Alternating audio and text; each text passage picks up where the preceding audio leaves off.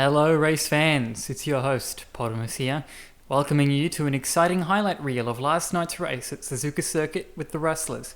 We saw a few thrills, plenty of spills, and an exciting finish from our top drivers. Let's take a look.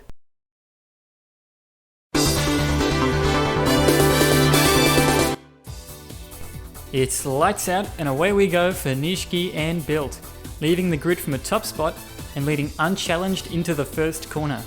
Nishiki lines up cleanly on the outside line to entry, but Bilt has the further ahead clean line and is already gaining on the top drivers by up to half a second into the S's.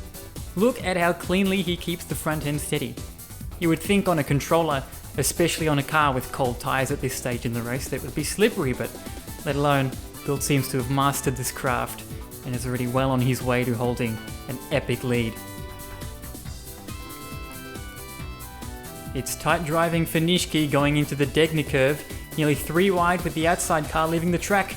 A daring dive bomb up the side of the MCR slots him cleanly into 13th, but it's tricky into the hairpin, and watch out as he integrates into the driving line.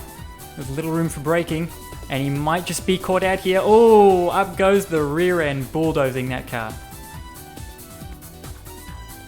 1 lap down and Bilt's already leading 2 seconds over the next fastest cars below him in the grid, turning in cleanly and precisely and not dropping pace anywhere, driving the Metal Moro like it's running on tyres made of glue, sticking to the road like a legend. Into the S's and Nishiki is looking for a spot somewhere in these 4 cars. They sway left, then right, but there's nowhere opening up yet. He runs it wide and nearly straight off the road here, but steals 2 positions in 1 swoop. Can he hold it? Can he hold it? And yes he can, barely getting in between the 2 cars into the Dunlop curve. Now we're running up the back straight, past 130R, and it's time for a tight overtake into the Casio triangle. And some tight driving sees it through. The door has been well and truly shut on the car behind him, and we head into the next lap. Nishiki will be very happy with the spots that he's taken.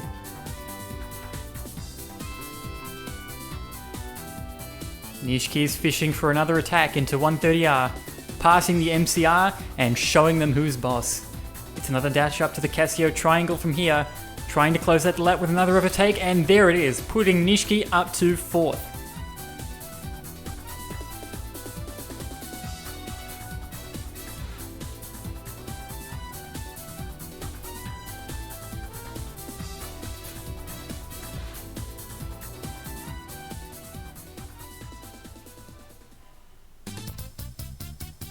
Down he comes, glistening in the sun. 3rd time's the charm, and into 3rd he goes for Nishiki's next overtake at 130R. He's on fire with him.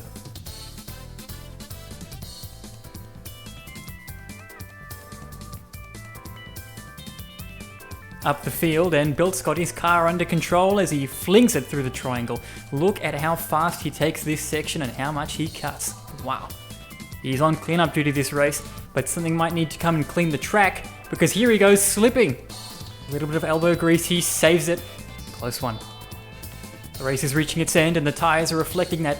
Nishiki's tyres give out and into the gravel he goes. A steady hand and quick reactions fish him out, and it's off to the checkered flag.